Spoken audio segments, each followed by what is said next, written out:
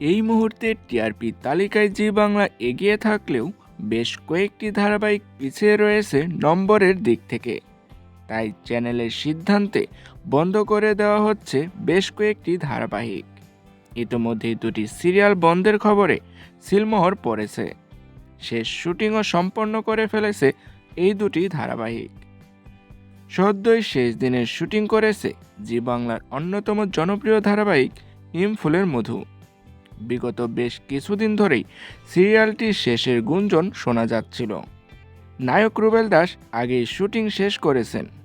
রুবেল দাস ধারাবাহিক ছাড়ার পর থেকেই গুঞ্জন আরও তীব্র হয়ে উঠেছিল।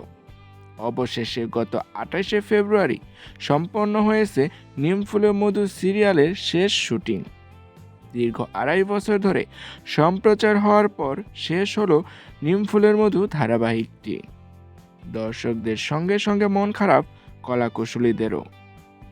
চোখের জলে সকলে বিদায় জানিয়েছেন প্রিয় ধারাবাহিককে।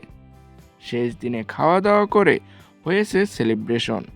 সেই সঙ্গে এতদিনের স্মৃতি স্মরণ করে আবেগঘন পোস্ট করেছেন অভিনেতা অভিনেত্রীরাও। আগামী ৯ মার্চ ৮৩৯ পর্বে শেষ হতে চলেছে সকলের প্রিয় ধারাবাহিক নিম ফুলের মধু।